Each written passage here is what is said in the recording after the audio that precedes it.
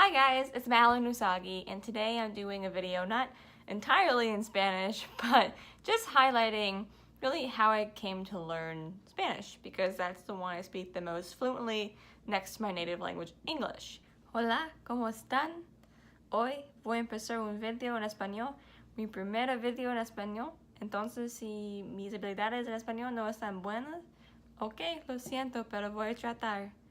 Me llamo Madeline, tengo 22 años, vengo de los Estados Unidos, yo soy americana, yo puedo hablar inglés fluentemente y español un poco, o más que un poco, pero en general yo puedo hablar un poco en comparación a los nativos. Estoy estudiando en universidad y estoy estudiando por ser maestra de inglés en secundaria. Tengo creo que 2 o 3 más años por terminar mis estudios y tener mi grado. Yo aprendí español de los cocineros en un restaurante, pero vas a escuchar más en un segundo. Y mi acento yo creo que es una mezcla de americano y guatemalteco, porque yo aprendí con guatemaltecos más que otra gente, más que mucho grupo de gente quien habla español. Well, I first think we should start out with my childhood and kind of my language learning process through then. I grew up not learning languages. I only learned kind of like Hebrew in Hebrew school growing up because I'm Jewish, but nothing conversational. I can recite the alphabet and read with vowels, but that's beside the point. So I had no Spanish in my life. I did like one session of Spanish immersion as a kid in elementary school, but that didn't do much. I told my parents that I didn't like it. I told them like, I don't like Spanish, it's weird, and I left. I was like 5 years old. And then I went to a small private high school for a little while, and I went there for 3 years, and during those 3 years, I studied Spanish. And I learned Spanish from a Spaniard, so my way of speaking Spanish was not very commonly used in East Coast America, so a lot of the time I didn't find myself communicating with people that well. Now fast forward to my college years, which I'm still currently in college. I went to school and I majored in French because that's the language I switched to in high school. I did that for 2 years. Then I changed my career up, not leaving French because I hated it, just because it made no sense with my career. And then I started working at a pizzeria in my hometown. Now at this pizzeria, the entire crew, when I mean crew, I mean the dishwashers, the bussers, most of the servers, all the cooks, and even the sous chefs spoke predominantly Spanish, if not only Spanish. So I arrived with, even though I had 3 years of Spanish in high school, I did not remember a thing. I couldn't conjugate anything. I did not know any grammar. So I arrived at this restaurant and I kind of took it upon myself to learn. It wasn't required of me for my job, but I found it was easier than just doing charades across the line to the cooks. Like I was like signaling with my hand. I was acting out things. I actually started talking with one of the dishwashers a lot. The majority of the crew were from Central America, which includes predominantly from Mexico, and then Guatemala, Honduras, and El Salvador. So this was a year ago. I started at this restaurant a year ago, so I've been speaking Spanish.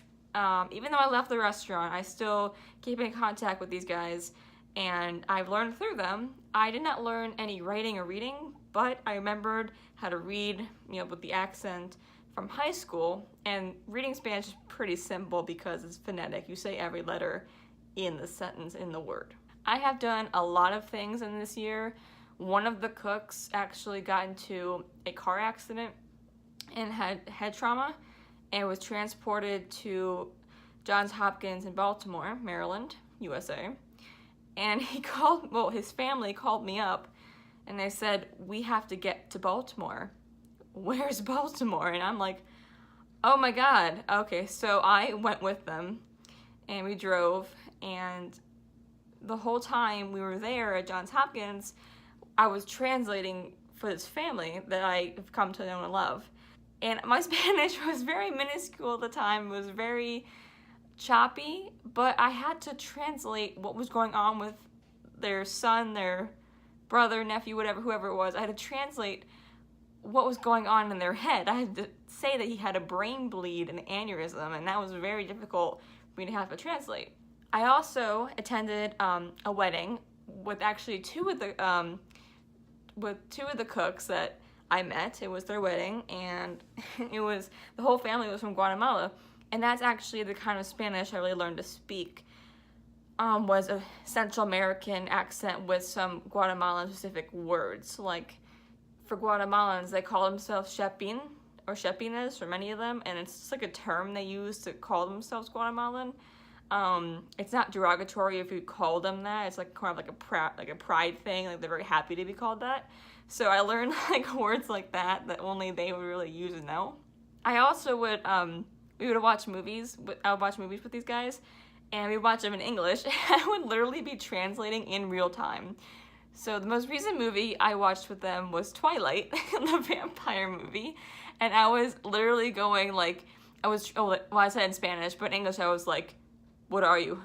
Tell me, say it, vampire." And I was like using their tone. I was like, "Vampira," and it was really funny. But I've been translating movies in real time, which shows the speed I would need to have. And then I had a mediocre intermediate retail job after the restaurant, and I had a lot of Spanish customers come in looking for things, and I was able to help them. So you're probably asking me, wow, Madeline, like, you had the greatest experience. You had full immersion. Because I worked at this job 6 days a week for like 12 hours a day. I was speaking Spanish left and right. I was dining with these guys. I was traveling with these guys. We were doing pretty much everything, like any type of immersion activity. So I, yes, did have the upper hand. However, I did not get a chance to view these words on paper. So a lot of the times there was really weird spelling and I had no idea. And when they speak, obviously they speak very fast.